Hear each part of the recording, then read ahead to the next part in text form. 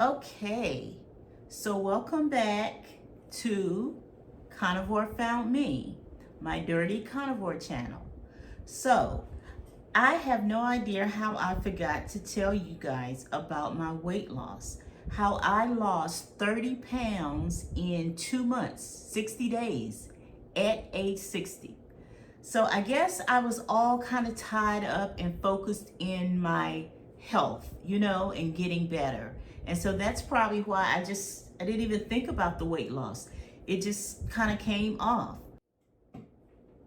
So, as you know from watching my other video in the playlist of my journey, I stumbled upon this diet plan. It's not really a diet plan to me. It's a lifestyle.